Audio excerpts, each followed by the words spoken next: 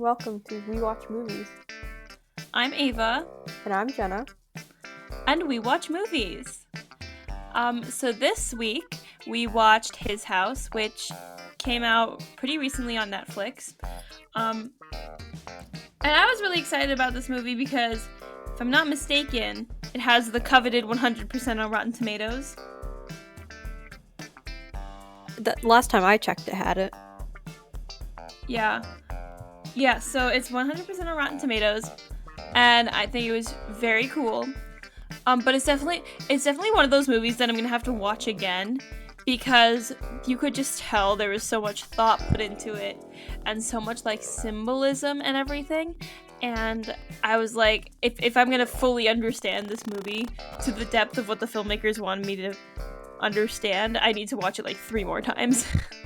Yeah, it was a pretty wild experience. So I remember I finished it before you, and you were kind of freaking out at the end. What were your initial reactions? So, at parts, this movie can be very spooky, but for the most part, it just constantly reshapes what you think you know. And for me, that was what really got me, because you settle into this idea of what you think you're watching, but then the movie slowly picks that apart. And I just felt like I had been lied to, and I was trying to wrap my head around this whole film. And also there was a lot of like spooky imagery and dream reality warping going on. So the farther you get into this runtime, the less you know. Yeah, by the end, honestly, the sort of dream sequences, I couldn't really tell what was an illusion or what was a flashback and everything. Yeah, and I kind of like that in filmmaking, because it challenges the audience to think more and wonder, what is the director or the actor trying to tell me right now, even if this might not be something that really happened. Oopsies. It kind of reminded me of Joker in that sense, because you know, when you watch a movie like that, you can't really tell how much of it actually happens, how much of it is just illusion, how much of it is completely psychological and everything.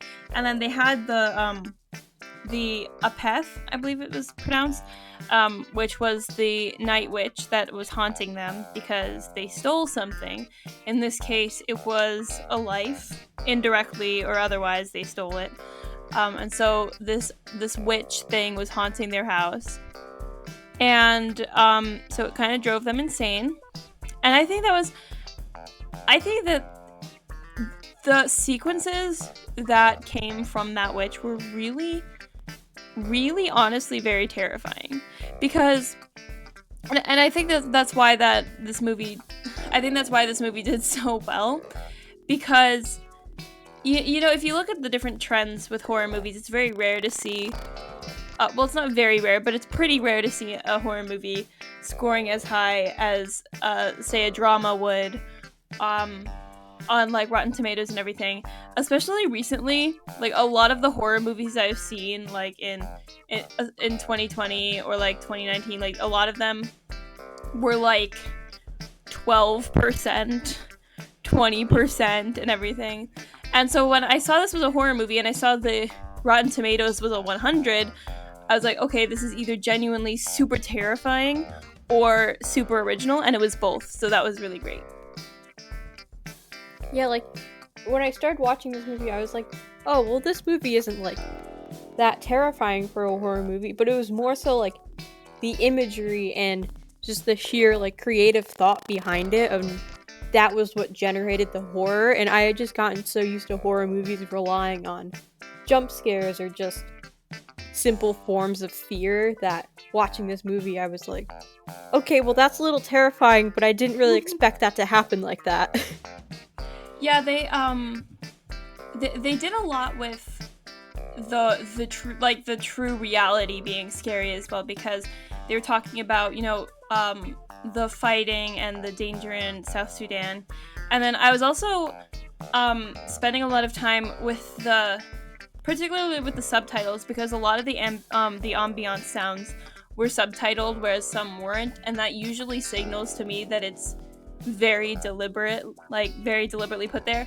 And so there were like these parts when like a car would drive by or something, and then when they started showing you the flashbacks when they were actually in South Sudan, and they had these cars driving by with machine guns and everything, and I feel like it was definitely a correlation there, and it was just showing the horrors that people were going through and that these two characters were going through in their hometown that drove them to do certain things. And I think that was definitely part of the reason why it was so scary. Yeah, like the subtitles in this film like told like their own story, which doesn't really make sense, but it does. And like for me, I always have to watch things with subtitles because I never hear half the things.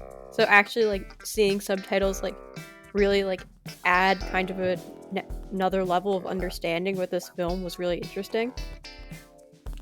Yeah, and I think really it's just that whole their backstory was insane, and I think it's definitely there's stories like that you know you'll hear about in school or something. You'll hear about like the terrors that went on in different countries or that are still going on in different countries, and you'll be like, oh, that's a thing that happened, and it's like so distant, and it's like just something you read about in a textbook. But then when you actually get to see it, like that happened also in the movie Hotel Rwanda, where it was talking about the Rwandan genocide, stuff like that. It brings it to a whole new light. And then this, well, obviously that one was directly about this, but then this had brought those terrors to life, but then it also showed the aftermath and the psychological effects and everything. And so yeah, that was definitely the scariest part, I think, beyond the actual horrific imagery that they showed you. But yeah, I think that was really a great thing that they did. Yeah, it's terrifying to remember that a lot of the plot of this movie is rooted in reality. Like, Opeth's like, okay, maybe not that, but the horrors that the main characters escaped from, the journey they had as refugees, and then trying to settle in the UK, all of that is based off of real life, and that's terrifying to think that these are things that people have to go through every day. And then there's also, you know, there's all the gaslighting or the way that their neighborhood treats them differently and everything. And that's something that you see not just with refugees, but it definitely does happen a lot with refugees, especially now. But just in general, when people are different, you'll see that kind of, like, obviously you'll see that kind of discrimination in places. And then this, you know, showing it from that side of the interaction was also, it's just kind of, it's just super upsetting because, like, you know that's happening in real life and you know stuff like that is going on. And it's just, it's like, it's just, you, like, obviously you wish that it wasn't happening, but then when you actually get to see it, it's insane. And that's a new trend that I've been seeing in movies that I really love, because they're showing like social justice issues, and they're bringing it to life, and they're bringing it to life in a way that's like entertaining. Obviously not entertaining like, yeah, social justice issues, woo, but like they're bringing it to a way that's grabbing an audience and making them face that it's there. And that's something that's been really great that I've noticed a lot with movies that have come out this year and movies that are coming out. Yeah, like, it's because if you make a movie that's just about a topic that's going on that needs to be discussed, it's good to have that, but in most cases you also need to make it entertaining so that you actually grab an audience and force them to sit down and, like, I guess almost trick them, or at least a lot of people, into watching that movie and getting that idea, because people are turning away from the news because they don't really want to hear about these topics anymore. But if you introduce it in a different way, that kind of forces people to reevaluate the things that they thought. And also, if you just entertain them with a movie, when they're thinking about it, they'll realize that it's not just a movie, it's something that they generally need to think about. So movies like this are really important in the sense that you can actually see and learn, and it inspires people to go further than just the text of the movie. Yeah, and then Not to mention, this was written and directed by Remy Weeks. I hope I'm pronouncing that right. I'm so bad at names. And I think he definitely did a spectacular job because he got this amazing story with these amazing characters, and he made them feel real. And you could definitely tell the growth and development, because at first you see, you know, Bull is really, he's really like trying to assimilate, and he's trying to become as, you know, English as possible. And then there was his wife Real, and she was or Real, I think I'm sorry. But she was very opposed to it at first, and that was definitely, at first I thought it was a sort of, you know, well, I mean, obviously it was survivor's guilt, but at first I thought it was just because, you know, she was a mother grieving, and she wasn't just grieving her daughter, she was grieving her home life, but they sort of coincided, and, you know, that grief just added to another thing, and she was feeling like she was losing stuff. And then, by the way, spoiler warning for the main plot of this movie, which if you haven't seen it before listening to this, pause now, go watch it. Okay, so, and then when we find out that, you know, who we were told was her daughter was not actually her daughter, and it was definitely survivor's guilt, but also I feel like she still kind of, in part, believed that it kind of was her daughter, in a way, like a surrogate way, I guess. Yeah, definitely. I definitely got that from the film. I feel like she had kind of like latched on to this idea of having someone to protect, and she had lost everything. She had seen like her entire family other than her husband, or like maybe not like blood family, but like social family, I guess, die. Mm-hmm. And now by extreme circumstance she has this young girl, and she kind of latches onto this idea of, I can protect this one person. So when that one person she swore to protect did die, kind of just brought her right back to where she started, and now she's in a whole other place, and there's grief for so much. Yeah, I think this definitely felt like a representation of how different people deal with their grief and everything, and how they deal with loss and life's changes, because, you know, there was one that was just trying to, you know, press on, and maybe, so it was obviously Ball was like, he wasn't facing his grief, he wasn't dealing with it in a healthy way, he was just like, I want to go, I want to keep moving on, I want to put all this behind me. And then there was Real, who was dwelling on it. And so I think that's very interesting, because obviously everybody deals in grief with, like, differently, and I think that in this way, the Apeth was representing that grief and that survivor's guilt and everything. It was, they needed to face it and overcome it.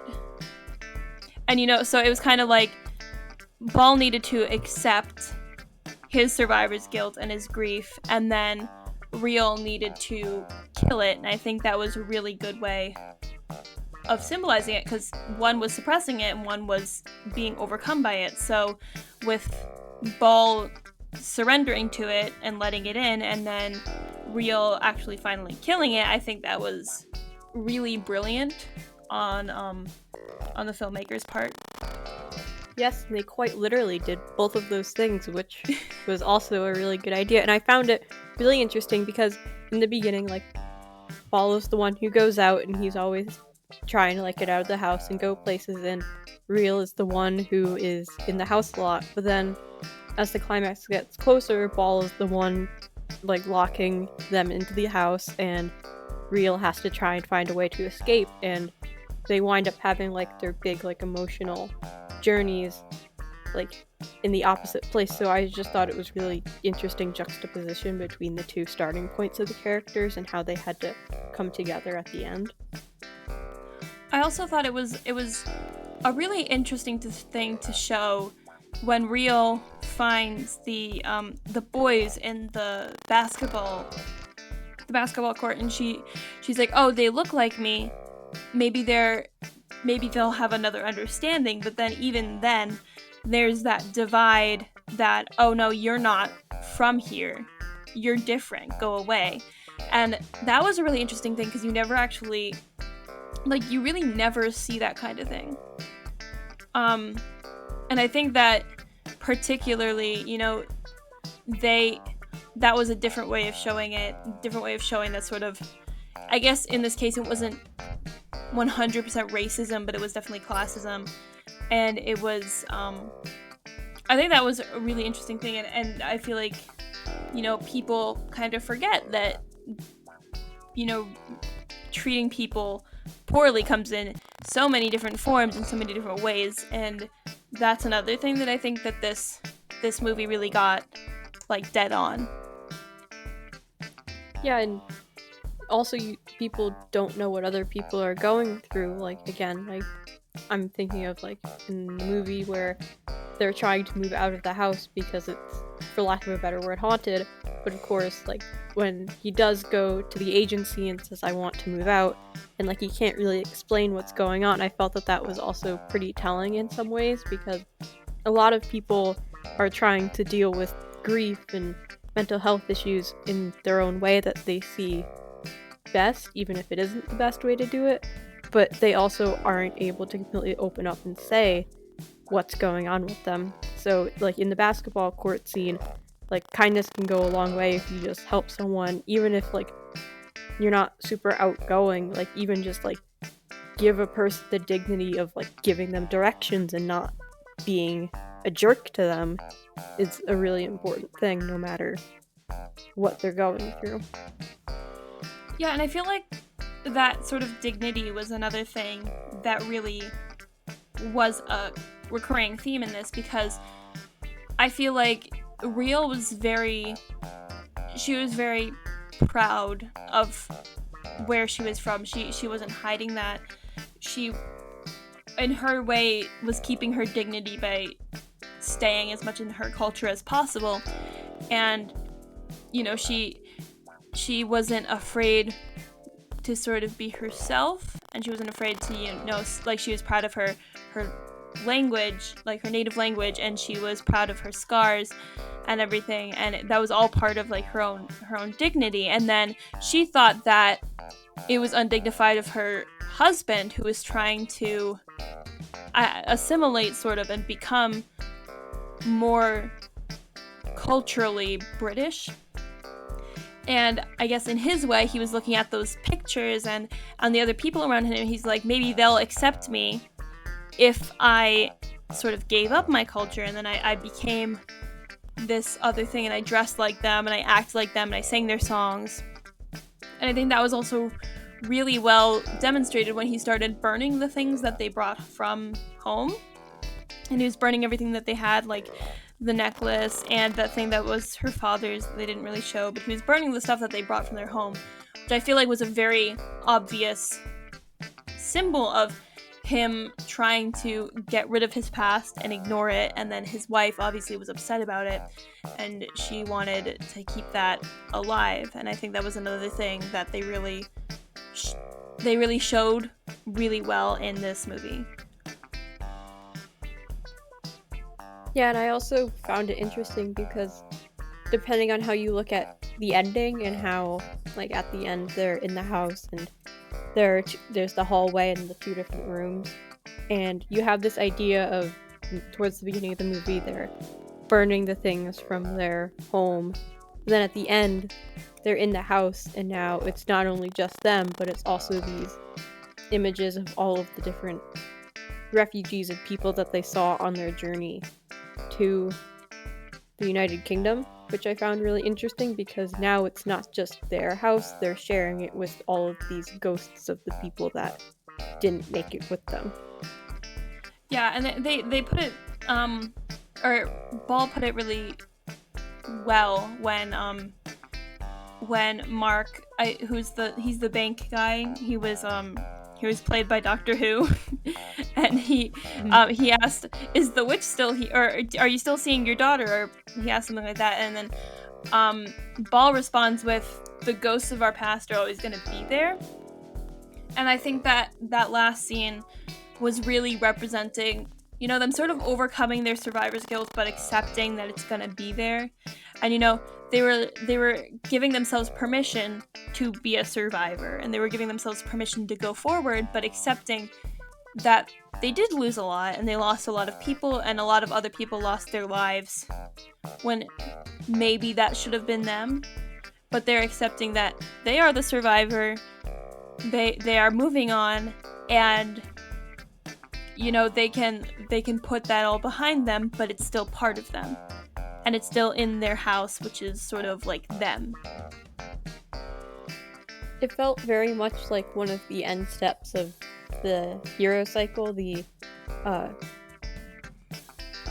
the like a foot in each world, kind of. That's how I'm going to describe it. And Yeah. I really felt like that was what was being said.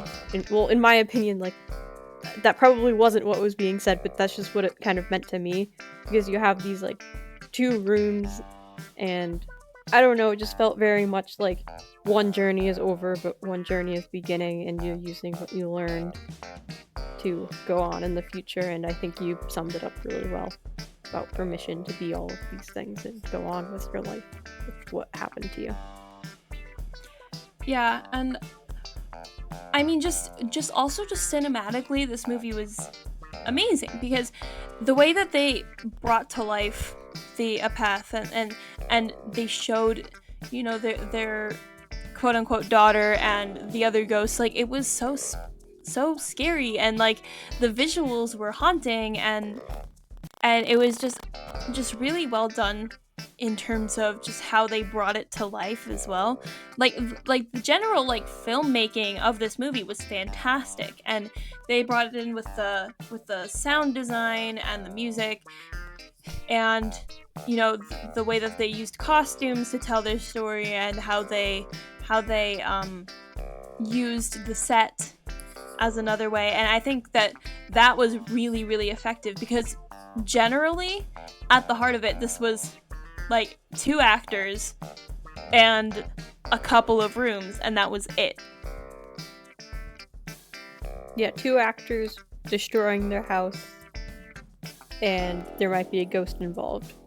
But they used the set so well, because I remember there was at one point where an actor was sitting at a table, and then it starts pulling out, and you see that the wall they're sitting in front of is crumbling, and he's in the middle of the ocean. And I remember just wanting to, like, pause my computer and, like, take a screenshot of that and make it, like, my backdrop, because it was so eerily beautiful, and there were so many amazing transitions and shots like that. There was a lot of times when, like, an actor would be standing in a room, but then they would be standing in the ocean.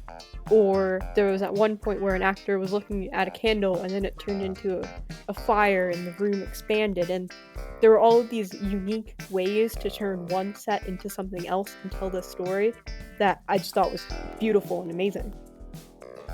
I think that the walls were also really symbolic in this movie, because he tears down the wallpaper and everything, but then he starts literally tearing down his walls, and then in the very end, he patched them up. Like, they're not back to normal, they're not 100% perfect, they're not fixed, but they're getting there, and then there's also sort of the way that they kept bringing back the ocean and everything, and obviously that's where they the girl died, but then there's also that kind of, like, endlessness and depth of the ocean that can swallow you whole, and it was almost like they were kind of drowning in themselves as well, which I think was really cool. And then when Ball brought up, pictures can't hurt me, that really reminded me of another thing that, like, people will say about mental illness or something.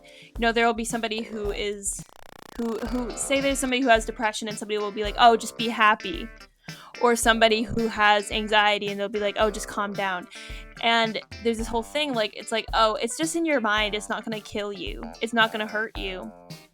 But it is, and there's, like, it's sometimes those pictures can be the most painful thing, especially when they're, like, in the form of, like, post-traumatic stress or trauma. Just stuff that's haunting you from your past that you can't quite get over, and that can be sometimes the most painful thing. And I think that that was another way that just like the writing and the design, like all of those things came together and they made this really cool story with this so much depth and everything. It's just incredible. Yeah, and I find your point really interesting because at the end there's the knife and there's the Opeth that came out of the floor through the tiles. And I found it really interesting because I feel like the Opeth was kind of what could be considered like a picture. I'm using quotes right now as I'm sitting here talking. But the Opeth was the thing that hurt him in the end. Well, and like he did cut himself with the knife, but he did that. And I don't know, I just found that interesting while you were talking that sure, there are material things that can hurt you, but sometimes the things that can do the most harm are the things that you come up with in your mind. Yeah, and that's another thing, because if we're just, in this case, if we're assuming that the Opeth is representing, you know, their PTSD and their survivor's guilt and everything, and just sort of their mental state and the different way that they interact with the Opeth telling him to hurt himself and him actually doing it, I think is also really telling of the nature of, you know, the nature of the Opeth and the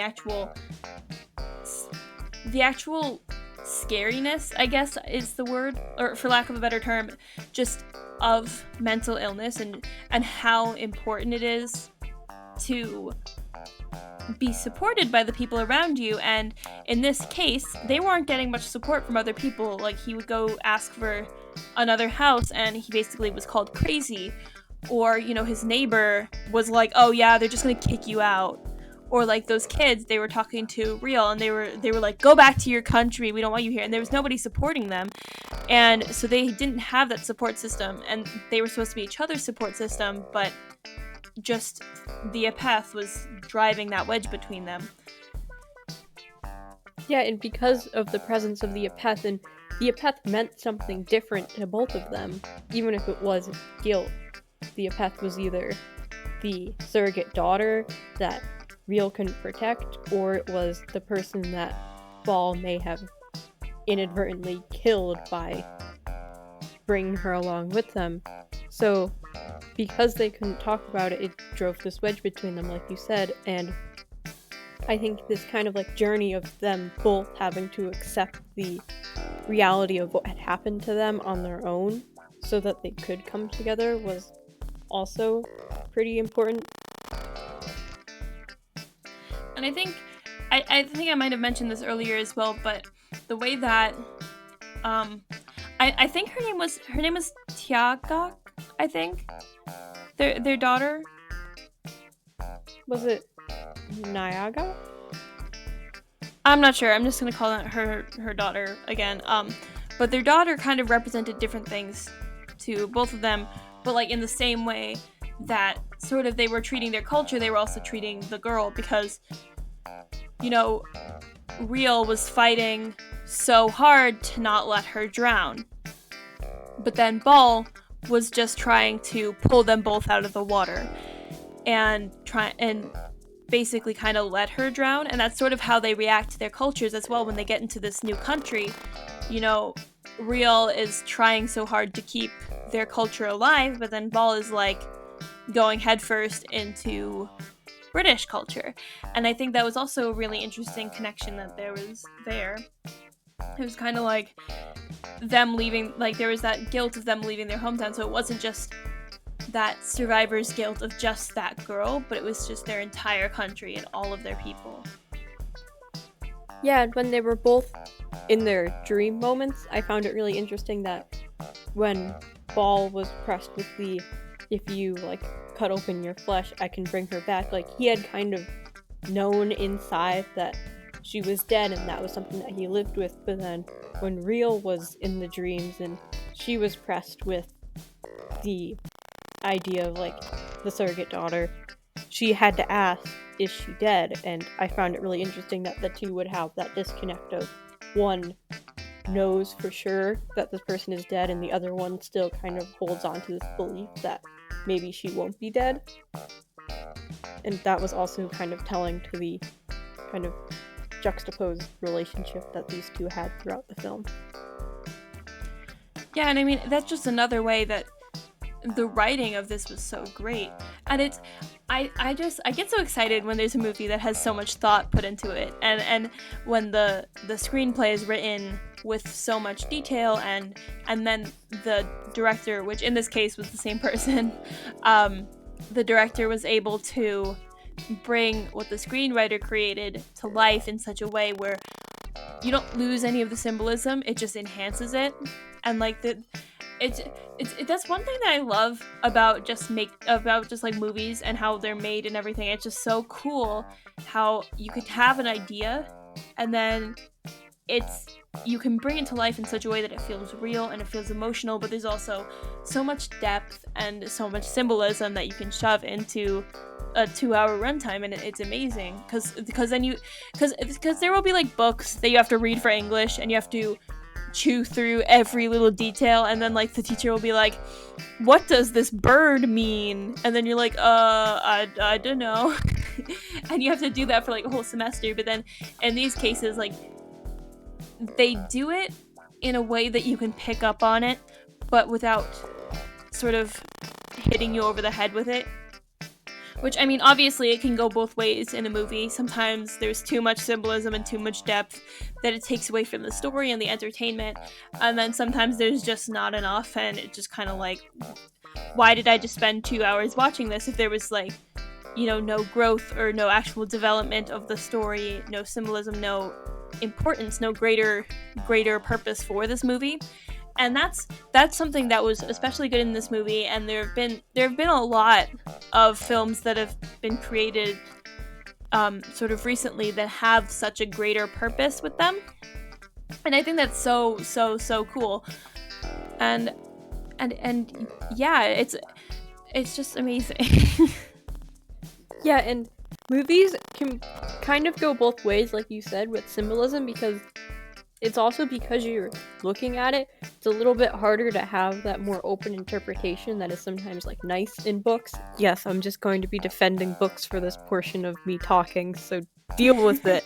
But like with movies, like this movie did a good job of like, it set the guidelines strict enough so you kind of knew what they were talking about once you understood what was happening. But it also wasn't so strict that you had to only think it was one thing. It still had that universalness, so you could kind of attach your own thoughts and feelings and ideas to it as well, which is what I like about books, when you can actually like analyze a text organically, not like when you're in school and you have to believe one interpretation, which isn't fun and isn't how things should go. Because when you're reading, you're going to attach your own psyche and experiences and emotions to different symbols, and you'll have your own emotional attachment to it. But if someone tells you that the bird stands for grief, then that's still fun because you don't get to experience a book for your own. Which movies, if they're done well and they include symbols like this movie did, you're allowed to kind of attach your own self to it. Yay, symbols. Speaking of books, shameless plug real quick, Jenna has a video kind of about books coming out on Sunday, which you should definitely go watch. Oh yes, it may be edited like Frankenstein's monster, but it's a good video anyway, you should watch it. Yeah, and I mean, I feel like there's a lot of, you know, people are always like, oh, movie versions of books always are worse, but not true. I think that's just because books and movies are just so different, and it's a lot harder to capture everything in a 300-page book that you have to squish down into 2 hours. And so you can have a movie that has the same level of depth and the same level of symbolism and the same kind of following, but when you take a book that has a fan base already and it has so much in it, and then you try to squish it down, there's a lot that has to get left out. And I mean, there have been some really great different interpretations, and there have been some times when books have been just taken a completely different direction by the filmmakers. And so personally, a lot of the times when I see a movie based on a book, I haven't read the book, which a lot of people don't agree with. They're always like, "Oh, you can't like this movie. You didn't read the book. Like, this movie sucks and you don't know that because you didn't read the book." But I think that, movies should just be enjoyable by whoever. If there's a movie based on a book, you shouldn't really need to have read the book. Obviously, it will help your understanding, but it should be enjoyable for everybody, because sometimes there are movies that will like leave stuff out, and just assume that you know it, and like assume that you've read the book, and I don't like that, because then when you haven't read the book, there's a whole audience that you're alienating, and then if there is a movie that just completely forgets about the book, then you're alienating the original fan base, which can oftentimes be worse. But I think there are definitely ways to make something as effective as a book brought to screen, and it should be enjoyable by everybody. So when there's a movie like this that has the same level and depth of symbolism and just overall thought and theme and just everything just brought to screen that can be appreciated by somebody who appreciates that in books, and then somebody who appreciates that visually, all of that together, I think that's really the best way that you can make a movie. And I don't think this movie is based on a book. I could be wrong, I haven't looked it up, but I'm pretty sure it's not. But I don't know, just in general, I think that a lot of people forget that movies can be as good as books in that sense, because they're always like, oh, movies always end up ruining the books, but it's just not true. Yeah, I think there's a lot of gatekeeping between the book and movie communities about whether or not something is good and how it can be enjoyed based off of a few unfortunate but a little outdated and overused examples. But it also comes down to how a piece of art or a story flows, because like this movie is really good, and it, like, if someone were to make it a book, or in another universe it existed as a book, it would probably still be good. But I think seeing this was so important, because you have all of this imagery and you have all of these stylistic choices that the director and everyone involved made, that the book would almost fall a little flat. But then there are other movies where you could totally imagine reading it, or there's a book where you can totally sit down and say, this was fine as a book, but I'd rather see this on screen, so I don't have to deal with all of these words. I can just see it and have a good time. Yeah, and just the important. I think that just movies in general as a medium of storytelling is so overlooked sometimes by quote-unquote intellectuals, and that's part of the reason why for an assignment I wrote an argumentative speech about why high school English curriculum should include movies and analysis of movies and everything, because I know you can take classes like that in college and everything, but like there are so many examples of movies that have a lot of amazing stuff put into them, just like this one, and it matches up with the same stuff that you'll be learning about any book in English class. And then there are times when in English class I'll read a book and I'll be like, I despise this book. But not because it's old or just boring or whatever, which a lot of people think. But like there have been books that just like I can't connect with, and I feel like are not nearly as complex and socially important or historically important as a lot of the movies that I have seen. Like there'll be like contemporary books that we have to read in class or something, and I can't connect with them. But then there are these movies that are just as thought out and just as important of a piece in like our culture as some of the books that we have to read are. And so that's another reason why I wrote that, and I got an A. Yes. Yes, I was so proud of that one. You go, Ava. In case you haven't noticed from just hearing me talk about stuff like this, I am very passionate about movies and how much I like movies and everything. And, you know, I love just being able to talk about things that I'm passionate about, which is one of the reasons why I love doing this podcast. And yeah, it's amazing. Yeah, and I actually agree with you, and like, I understand why we read so many of the books we do, and also as an English class, like, of course they want to promote literacy as well and have people read, but I think art and language have evolved so much that we can't keep ignoring other forms of getting words across. Like, why don't we ever discuss spoken word or theater or, like you said, movies in English classes, when those are other deployments of language that we have in our society. And better yet, I just think a lot of curricula is outdated with what we have to read in English classes, and this is coming from someone who doesn't mind reading books in English classes. But I think the newest book I think I've ever read in an English class was in freshman year, when we read Every Day by David Levithan, and even then that book is pretty old. But like, I honestly did not mind that book, but there are so many new books of all different genres that I think encompass the ideas that they're trying to instill in us so much better than the books they're having us read. And I think it could also just instill a passion for reading, or at least get some enjoyment from people.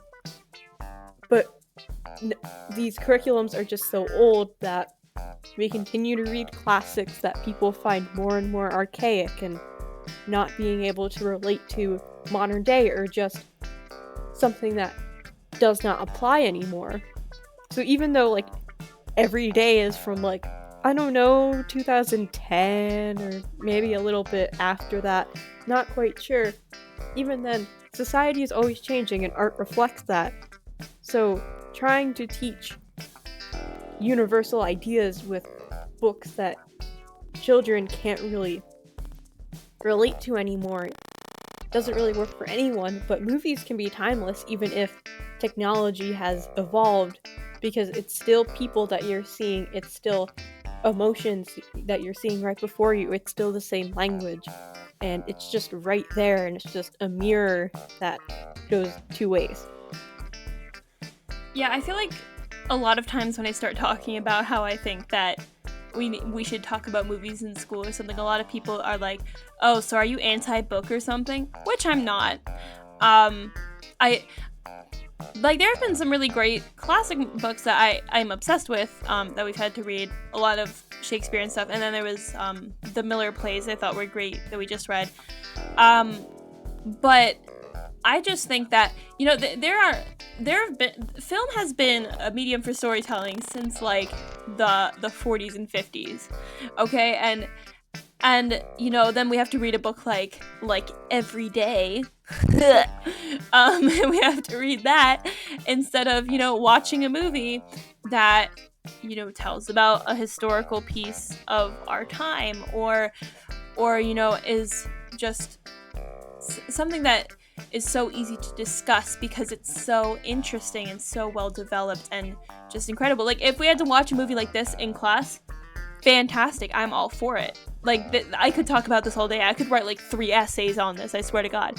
But like, really the only times that we've watched movies in a class and we've had to like answer questions about them or talk about them at all are like either if we're watching the movie version of a book or play in English class, or we're watching it in like history class or something.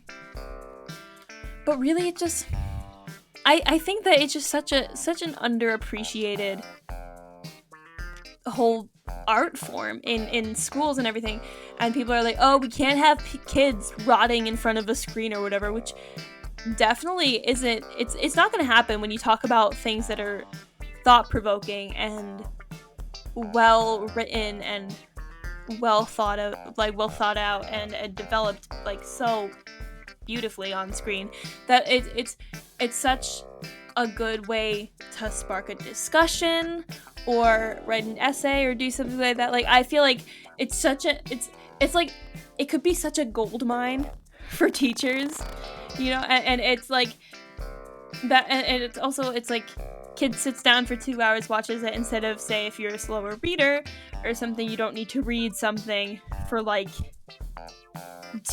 weeks to get through it and not understand it. And it's a lot more universal, I think, than books. Yeah, like you can do comparison essays, even like if you still want your students to read books, you can say, how are the ideas in this book, in this virtually unrelated movie, portrayed, and how do the creators do that? Or you can even say, okay, we're reading this book and it takes place in World War I times. Let's watch a movie that takes place during World War I so my students can visualize what's going on and just gain a better understanding of the story we're reading, instead of sitting down with like a Google slideshow and having them do like an internet quest to find things. Just people will watch movies, especially if you tell them that you have to in order for them to pass the class. Why not? Yeah, I mean, I think well, okay, first of all, since you mentioned it, if you're trying to find a movie about World War I that I could write like 17 essays about, 1917. Oh my god, go watch yes. it.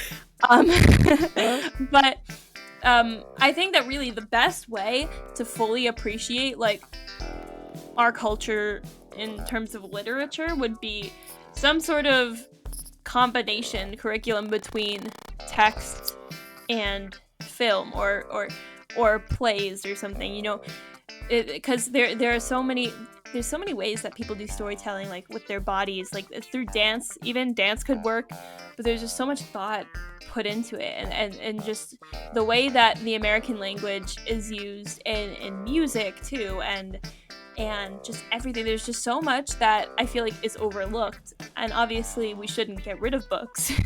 Books are so important, and we should definitely keep reading them and everything, but I feel like there's definitely room for some extra stuff to talk about, or even if there was like an opportunity for in an English class or something where the teacher's like, okay, pick a piece of literature, whether that be, or I don't know if it's technically considered literature, but I think it's literature. That could be like a movie or a play or a song or anything, and then let you do an independent analysis on that or something. Like that would be so amazing, in my opinion. I think that would be so cool. Yeah, like the whole world is out there, the whole world of film. The possibilities are endless. Let us do something. But how does this all apply to his house? Well, it doesn't always. But this movie is a treasure trove of symbols and stylistic choices, and it's just a really good movie that tells a really important story in a really eloquent way that more people should watch, because I feel like this is going to be one of those gems on Netflix people kind of avoid. If you like horror, this movie is pretty spooky. If you like relevant movies, watch this movie. If you just want a good movie, His House on Netflix. It's right there. Netflix is honestly like killing it this fall. I mean, there've definitely been some stinkers, but I think it's really cool, especially because you mentioned there's that whole world of film. There's a lot of movies coming to Netflix from different countries and everything that I'm super excited about. I know we talked about a movie from a different country last week that maybe you didn't like that much. But I'm really excited for that too, like just expanding the cultural horizons of Netflix is so cool, and just bringing it to your couch, especially during a pandemic when you can't really go to the theaters or anything. I'm just so excited for what this platform has to offer in the coming months. It's just so cool. Yeah, because even before the pandemic, the most exposure to like foreign films I would have, unless they became like really popular and like entered the wide release Cineplex scene, would be a really small arts theater like a town over that I would go to. They only have like 2 theaters, so they really only show like a max of 3 films at a time, and sometimes there would be these foreign films and it would be the only place I could go to see these films. So I think it's really great that Netflix and even other streaming services, like I know Hulu is starting to get some more foreign films as well. I think it's really great because at the end of the day, they're all stories, and like, what's the difference? You have to watch subtitles while you watch them? Like, I do that anyway. No big deal. Good movie is a good movie. Hold up, you have an arts theater near you? Yeah? What? Wait, where? Wait, did you seriously not know that? I have never heard of this. Wait, what? Yeah, it's like a town and a half over. I'll tell you after. Oh my god, what? I'm excited now. Well, like, I have no idea if they're ever gonna open again because of this stupid pandemic, but they used to exist. See, because, okay, so my favorite theater, I would always go out to Holiday Cinemas because they would give out the tickets, and I like to collect tickets, and they gave out the actual tickets, because I know there were other places that just kind of gave you a receipt, and that was always kind of depressing to me. Boring. But I have never. Is this? You just rocked my world. I didn't know this existed, and now I'm upset that I didn't know this existed. I'm so surprised. Like, maybe we have different definitions of art theaters, but like, it has art cinemas in the name. I've never heard of this before. I mean, at least I didn't know there was one near us. What? Yeah, I mean, it's not like super close. Holiday Cinemas is probably closer, but it's there. That's insane. I'm excited now. America, get your act together so I can go back to the movies. I know, right? Like, please, like, Netflix is great, but I miss being in a theater, and I am 100% not going right now, and probably won't go for a really long time, but I haven't gone since the day before New Year's Eve, and I saw like The Rise of Skywalker. Like, I just need to see a really good movie with like an amazing score, an amazing sound design, and just all of it, because I miss it, and I don't like listening to like movies on my laptop because my sound is awful, and just I miss the theaters. If you don't count the drive-in theater, the last time I saw a new movie in a theater was The Turning in like early spring / winter of 2020. If you don't know, that was a horror movie with like Finn Wolfhard in it. It had like a 12%, I think, on Rotten Tomatoes. It was very upsetting to me. But I mean, I've seen I've seen one new movie, I think, that came out in 2020 since then, and that was in a drive-in theater, which was really cool. I mean, the movie was like okay, but it was just, I was just glad to be at a theater again. Well, a sort of theater. Watch His House. Yeah, watch His House. So I have one more question. Yeah. So every day in a class, would you rather read the book or watch the movie? I have not watched the movie of that book because that book upset me. So I've heard the movie is worse. Oh god. Probably watch the movie because then it would be over sooner. It was the 2 books in my English class career that have upset me the most were every day, and then in like 8th grade, I read The Coal Black Horse. Oh, I've heard other things. Yeah, it was a group assignment, and it was like 4 of us reading The Coal Black Horse. The book was disturbing, inappropriate for 8th graders, and just blech. Blech. That's the only way I can describe it. Don't read it unless you're into that kind of thing. Just like don't. Yeah, no. In 8th grade, I had to read Whirligig by Paul Fleischman. Nah. That was not a fun time. Well, anyways, if you want to hear either of us talk more about books, you're probably going to hear it from Jenna, because she's the book nerd, and her video is coming out on Sunday. Definitely go check that out. And we'll see you next week, next Wednesday, and we'll be talking about another movie to be determined. Make sure to like, comment, subscribe if you're not already subscribed. And yeah, thanks for listening. This is pretty great. Watch His House, definitely a good use of your time. And we'll see you next week.